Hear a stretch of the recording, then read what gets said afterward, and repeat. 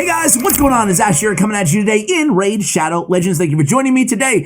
Starting the video just by asking you something absolutely non-related to Raid Shadow Legends, but I like to do this from time to time to get your suggestions, your recommendations, and that is give me a good book and a TV show or movie. I tend to like documentaries and nonfiction, although I do partake in a little drama, thriller, or a fiction from time to time as well. What I'm listening to, what I'm watching right now is Bitcoin Billionaires, a book about the Winklevoss twins and kind of how they got involved in Bitcoin in the early days and cryptocurrency in general. And then I am actually watching Your Honor with Bryan Cranston on Showtime. Actually, not the best acting ever in that show, but really kind of edge of your seat type thriller drama. A little over the top at times, but again, I'm enjoying it. I'm enjoying this TV show. Anyway, today's video. What are you guys up to in the game right now? I just unlocked Thea the Tomb Angel. We'll be doing a guide on her, and I think the results may surprise some of you guys. So stay tuned for that. Probably a double upload coming this weekend. Where the heck is she? Did I already go buy her? I'm sure I did. But I wanted to ask you guys, like, what are you working on right now inside the game? In today's video, we've done a video kind of like this in the past with rare champions. Which rare champions are you building? Which rare champions are end game viable? There will be a couple rares on today's list, but I wanted to take away the legendary champions in this game. What champions, if you pull them, you 100% are building them, no questions asked. So I have 10 champions on my list today. Let me know who I am snubbing on this list. I do want to give a couple honorable mentions first. These are champions who are absolutely tremendous. You could argue they belong on the list, but there's a huge caveat in both their cases. So honorable mentions, one is Skull Crusher. I mean, he's the only non-legendary counterattack champion. The only reason you wouldn't build him is if you already have Martyr and or Valkyrie. Otherwise, he would be on the list just because counterattack still remains one of the most scarce buffs in the game. Actually, the tied for the most scarce buff in the game, I want to say, along with AoE Unkillable, being only 3 champions who have that too, but I might be wrong. There might be 4. But either way, it's a rare one. Next up is going to be Allure. So Allure is a tremendous champion. You know, argue she could be on this list, but I wanted to give a nod to both these champions because if I didn't, you guys would be all over me about it in the comments here. Darth Microtransactions most number 1 girl crush in the game, Allure. Now I can't get that out of my head in case you guys missed the tier ranking of who we want to go on a date with video. That was a lot of fun, but this was a spoiler. This was Darth's number 1 champion. But Allure anyway has this A1, incredibly unique A1, 3 times at random, decrease the target's turn meter by 25% on each critical hit. Tremendously valuable ability. Unfortunately, that this did get nerfed along with every other turn meter ability on Doom Tower bosses in the last update, they called it, aka buffing the hell out of the Doom Tower bosses. But either way, Allure is fantastic, but I actually don't use Allure because I have Lysandra, and I think that Lysandra turn meter on the A2, full turn meter depletion on a 3-turn cooldown, and the turn meter on the A3 as well, really negates the need for me to use Allure. So again, only 1 champion in the game being the caveat to building Allure seems kind of funny. Maybe I should just include her on the list, but either way, Allure is definitely, you can make the strong case she is a must-build champion. So who are we going with in today's video? The more I talk about Allure, though, the more I'm like, yeah, dude, let's just make her number 11 on the list, right? So number 1 is going to be Stag Knight. So you might be saying already, dude, what about Stag Knight, man? Like, what if you have Dracomorph? What if you have Venus? What if you have any Lydia? Any number of the champions that have decreased defense and weaken on the same ability? Well, you know what they don't have? They don't have decreased defense and decreased attack on the same ability on a 3-turn cooldown. I do think that Stag Knight is a simple champion, albeit an incredibly useful champion. I still use him, even though I have a lot of the upper echelon legendary champions that are debuffers, because having decreased defense and decreased attack, there's only a small handful of champions that have that. The only other non-legendary who has that ability in the game I actually have on this list as well. So very good ability. It is, dare I say, underrated Stag Knight. The word's pretty much out on him, but he's incredibly good, especially with the decreased speed on the A1. Decreased speed at a 50% chance is again, kind of an overlooked part of his kit. Stag Knight is just a beast, and he has a bunch of HP, almost 21k. So me on my Stag Knight, I built him with a lot of accuracy, a lot of speed because he's very fast at 107, and then I put him in a shield set, so he actually has even more utility. Here, I'll show you guys my Stag Knight really really quickly so you can see how I built him out. But man, I lean on this guy still. Even when I'm having trouble with like champions like Lydia, like Dracomorph, etc., sometimes I put in the Stagnite monster in the shield set, and he really helps me out quite a bit. So Stagnite, you can see in the shield set, I didn't even worry about stressing the HP being super high, which you would, you know, consider to be the main thing that you're looking for when you're wearing a shield set. But for me, it was just like, nah, man, I'm gonna build him how I want to build him, 100% crit rate. I'm gonna build him fast with a decent amount of accuracy, but I'm not gonna stress getting enough HP because just the 3 rounds, you know, per Doom Tower level or whatever floor or, you know, dungeon level, just the 3 shield turn. What am I saying? The 3 rounds of 3 shields, basically 3 turns of 3 rounds. There we go. God, this video is already 5 minutes in, 6 minutes in. It's totally off the rails. I apologize, guys. What do you expect here other than mediocre content for Raid Shadow Legends, right? All right, so I didn't even worry about HP is what I'm trying to say. It's the shield set is based on the wearer's 30% of his HP, but still getting over 10,000 HP every single round is a huge advantage. I love Stagnite. I love this kit, and it gives more accuracy too. The 50% increased accuracy every time you get a resist on any other champion. That's really handy, especially in Doom Tower where you need higher accuracy. If you get that resist, you're almost guaranteed to land the next one, you know? Anyway, I love Stagnite. Next up is going to be another champion who we use everywhere here on the account. Let's go back to the champion index, try to move this video along here. It's going to be a 45-minute video talking about 10 champions. It's Royal Guard. So Royal Guard is just, I mean, he's second to none when it comes to AoE damage based on enemy max HP, non-legendary Septimus, I guess, being the exception there. But we do have the Magic Affinity, which is great for dungeons. He's an absolute just behemoth of a damage dealer. Even if you do have a Coulter, and if you're lucky enough to have a Septimus, I would still immediately build Royal Guard. If you have Royal Guard in your vault, I would ask you, what are you doing? Build Royal Guard. He's an auto build champion just because of this A2, and his A3 is tremendous as well. 4 times at random with the decreased speed and the turn meter depletion on a 4-turn cooldown. What a great way to finish off an already amazing kit, but it gets better. But there's more. We have a decreased defense, the strong version, at a 65% chance at landing on the A1, but there's more. He also has an ally attack in dungeons by 35%. That is a legendary-esque Laura right there, aura on Royal Guard. God, this video. All right, should just start the whole thing over. Good God, has high base attack too. He actually does a decent amount of damage on his A1 and his A3. Absolutely love Royal Guard. Only a downside is he's pretty slow at 93, but still, man, this guy is an absolute second to none damage dealer. Let's go ahead and keep it moving here. Let's go to Barbarians, guys, with one of my faves, and I'll be honest, I am guilty as charged on Skytouch Shaman, guys. I had her in my vault for a long time, and I was on the fence about her, but good God. Have you seen, was it my most recent video or the one before that? It was the one highlighting, I think, it was one of my last videos. You guys know if you saw, oh, the Stunlock video. The Stunlock actually goes live, I think, yesterday. Dude, she had like over 2 million in heals. She is the best healer in the game, bar none. You know, champions like Wrack are in the conversation, but she is absolutely insane.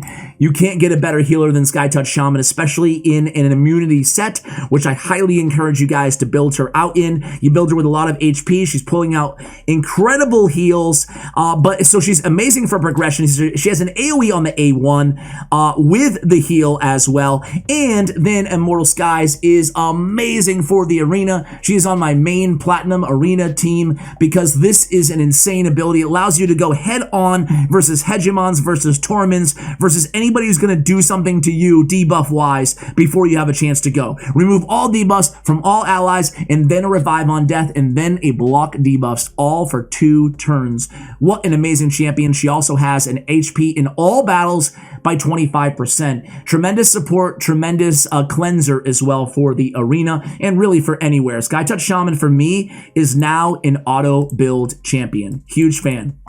We have 2 new champions on the list, guys. One is going to be Claude Beast Feeder. I don't have Claude Beast Feeder, but if I did, I would build him because I think he is an auto build, as are all the champions. Again, very good stats on this champion. Do not overlook stats on champions. It's something that I did a lot in the beginning of this game, but now it's the first thing that I look at even before I look at their skills.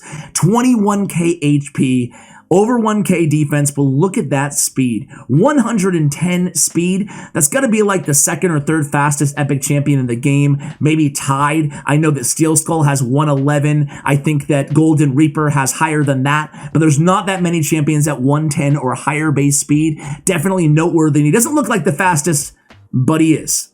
So on the A1, decreased crit rate. Okay. Damage based on HP. You love to see it with that much HP on his kit. Get Behind Me. I love the name. It is a shield buff on all allies equal to 20% of this champion's max HP for 2 turns. Tremendous again. And then his A3, Beast Escape, places an increased speed and an increased accuracy buff on all allies for 2 turns on a 3-turn cooldown. I mean, having the increased speed on a 3-turn cooldown is great.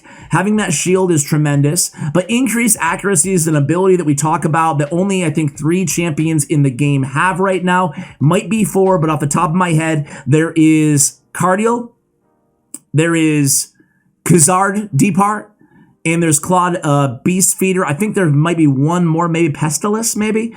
There might be one more champion.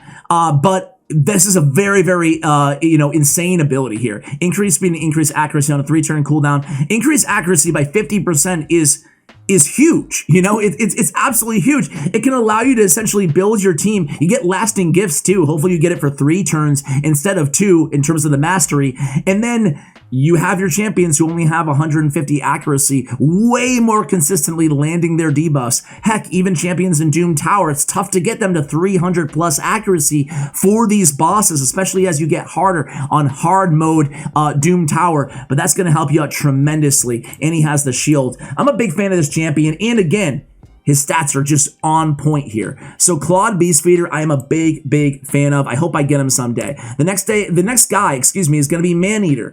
Maneater, I mean, what need I say about him? First of all, Siphon is a great ability. Actually, first of all, is A1. Decreased attack debuff on all enemies if the attack is critical. He has an AoE decreased attack on his A1, the strong version. That's sick. No one talks about that, right? On his A2, attacks one enemy, fully depletes the turn meter, and then fills his turn meter equal to the amount the target loses on a 3-turn cooldown. Again, insane ability. And then, of course, Ancient Blood. The only thing people think of when they think of Maneater usually is Ancient Blood because of unkillable teams. And granted, an insane ability as well. Unkillable for 2 turns and block debuffs for 2 turns. He takes a very negligible amount of damage on a 5-turn cooldown. But really, his whole kit is real. Every one of his abilities is absolutely tremendous. Against bosses, Siphon's tremendous. Against anybody, Ancient Blood is great. And then the decreased attack on the A1. Every round you can land a decreased attack. And that is not a, usually on A1s you see a, 20% chance at placing a decreased attack on all enemies. 50% chance. No, it's a 100% chance. As long as it's critical. Really solid. And again, HP in dungeons by 33% with a lot of HP, a lot of defense. Really, really good champion in Maneater. How do you even say this? But Maneater verges on being underrated, I feel like. Because people just think of him as so one-dimensional. Next guy is going to be Duck the Pierced. Another guy that I don't have, he's the other new champion on this list. I didn't put Archmage Helmet on this list. However, he could really be on it. I just think that, well, he probably should be on it. He probably should be on it. We'll cover him at the very end. Attacks one enemy 2 times, decreased accuracy. Solid on Mad Chopper. Attacks all enemies on a 3-turn cooldown. Has a 100% chance of placing a decreased attack. Also has a 100% chance of placing decreased defense debuff on 2 turns on each critical hit. So again, we talked about only one non-legendary champion having decreased attack and decreased defense strong version on a 3-turn cooldown ability. Lunatic Outburst is the other ability. The difference between him and Stag Knight is damage based on defense. Very easy to build this champion to do a decent amount of damage, but also to debuff, but also to stay alive. Easy to keep this dude alive. And then on his A3, it gets even better. On a 4-turn cooldown, has a provoke for 1 turn on target enemy. Also has a 75% chance of placing provoke for 1 turn on 2 random enemies. Has a reflect damage buff on this champion and an unkillable buff on this champion. This is a great kind of addition to an already amazing kit with the CC of 3 provokes potentially. At least 2 provokes are pretty much always being landed on Shrieking Display. I really like this champion. Not the fastest champion in the world compared to like Stag Knight, but he does have that extra ability of provoking, which I really love in his kit. He has aura, defense, and faction crypts. You know, we don't really pay a lot of attention to defense in faction crypts or any faction crypts auras, but man, for Orc faction crypts, this guy would be insane as an aura lead as well. A nice high base defense as well. You really gotta love this guy. It brings a lot to the table. Again, decreased accuracy, damage based on defense, decreased attack, decreased defense, provoke with the unkillable, and the reflect damage. I'm a big fan of this guy. Let's stay here and look at Seer. What do I need to say about Seer other than she is a one-woman wrecking crew in Doom Tower waves? I mean, not only is she basically one-shotting everybody or coming close to on Karma Burn on a 4-turn cooldown, but she's also removing all their buffs. And again, on Doom Tower especially, she was always good, but she was more, you know, equated to speedrun teams for a long time. But now with Doom Tower, you're going against these champions who are landing like 4, 5, 6 buffs, unkillables. You're going against Sir Nicholas's everywhere in Doom Tower, it feels like. Just so many buffs as you get harder and harder too. You're going against Siphies and more. So many buffs you have to contend with. So nice to just be able to remove them all in one shot, right? And do a ton of damage to them. Seer is amazing. What more do I say about Seer? The next one is going to be another OG amazing champion, but of course she's going to be on the list, and it is our rare number 1 in Coulthart. So Coulthart, I mean, Heartseeker. Decreased target's turn meter by 100%, has an extra 30% chance of landing a critical hit, and damage increases according to enemy max HP. It's a huge damage dealer. It's insane. We're talking millions of damage off of this ability on a rare champion. She also has a decently hard-hitting Art of Pain on a 3-turn cooldown with heal reduction and a 4-hitter on her A1 with 100% heal reduction, making her, bar none, the best champion in the game for Fire Knight. So Coulthart brings a lot to the table. I would say she's the best champion in the game for Spider as well. Might as well, right? And she's tremendous in Doom Tower even after the turn meter buff to the boss, because she's still dealing an insane amount of damage. Coulthart is second to none in terms of being the best attack rare champion in the game. Probably one of the best attack champions in the game, period. They need more champions in this game like Coulthart, don't they? Just like really game-changing rare champions. Let's stay here in Dark Elves and take a quick look at Madame Ceres. So Madame Ceres, after her AI buff to where she actually leads off with Midnight Ritual in the arena, despite it now, it used to last for 3 turns, now it only lasts for 2. That was her big nerf. She's still the best arena debuffer in the game. Tremendous champion overall. I guess Thalia is kind of on the same level, but she's legendary. Madame Ceres, you pull her, you build her. That's it, right? Decrease attack, decrease defense on a 4-turn cooldown, not 3-turn cooldown, but still a beautiful ability because it removes all buffs from all enemies as well. And then on her A2, she steals buffs from all enemies and places True Fear, a little bit of CC in her kit. She also has a shield with fear on the attacker. She just brings an insane amount of value to any team in the game. I am such a big fan of Madame Ceres. One other champion, guys. You know I can't get through a video without giving love to Reliquary Tender. She's the 10th champion that I'm building no matter what on my list. She is a champion who I saw ranked relatively high on tier lists for a while. I want to say for the first 6 months I was playing this game, but I was always like, meh, I don't get it. Like, she's all right, you know? And then I built her and she changed my account.